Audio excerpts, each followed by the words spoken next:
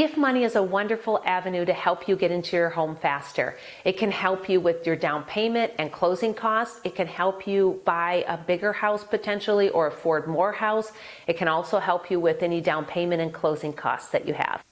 With that being said, there are rules because the federal government mandates what banks are allowed to receive from allowable donors and then the paperwork that's required. So that's what we're going to talk about today. The first thing you should know is who is an allowable donor. It could be a parent, grandparent, aunt, uncle, sister, brother, I think cousin in some situations, and it could be a family-like member, like a fiance or someone who's raised you. Each loan program has a little bit different requirements on who's acceptable versus who's not. Like a government program is more accepting of donors than a conventional program. So check with your lender on the specifics if your donor is an eligible person to be able to gift you money.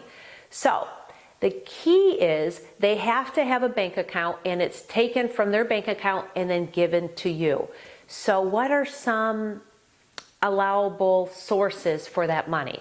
You could have the money transferred from their bank account to your bank account. If you do that though, the donor will have to supply their bank statement, a 30-day bank statement showing the money coming out, and that bank statement cannot have any blackouts whatsoever, and it has to contain all pages. So if your donor doesn't want to do that, and many donors do not, listen up, because there are definitely some acceptable ways that they could donate to your purchase home money fund without having to supply a bank statement. Here we go.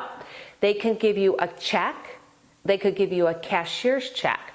They could also wire the money directly to the title company the day before closing or the day of closing. And third or fourth is they could also do a cashier's check right to the title company for the closing of your home. So if they follow those four things, either a check or cashier's check to you, a wire to the title company, or a cashier's check to the title company, then we don't need any further documentation except for a standardized gift form. That gift letter is not something that you and them write.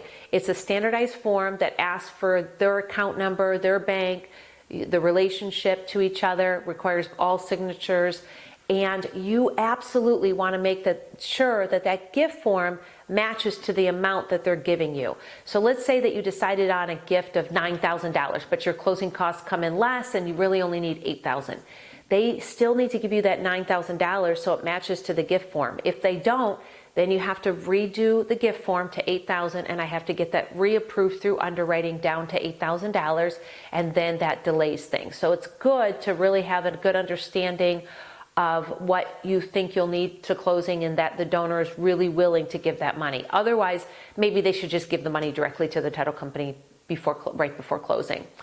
And what else can I tell you? Don't ever spend your gift money, and make sure you put it in one bank account. Don't move it around from account to account, dispersing it, because it's hard to track and follow then. So you get $5,000 from your donor, that money goes into your bank account and just sits there, whatever account that you're going to need and use for your down payment and closing costs. Don't spend that money either. I know it's tempting. You have bills that are here and have come up. You want to make sure that you're using your checks and other money to be able to pay your bills, but that gift money is specifically for the purchase of this home. Unless that gift money is specifically to pay down a vehicle in which you've talked to your loan officer and they've given you the thumbs up for that. The other thing is reminders that donors cannot supply you with any cash. They can't give you cash. They have to supply you with either a check or a cashier's check. And so those are the basic requirements. I'm trying to think if there's anything else.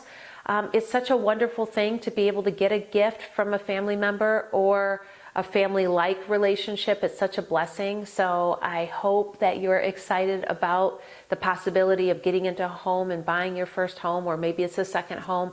Any loan programs can receive gift funds, so you don't have to worry about that not being an eligibility. As long as you're buying a primary home or a second home, all loan programs allow gifts.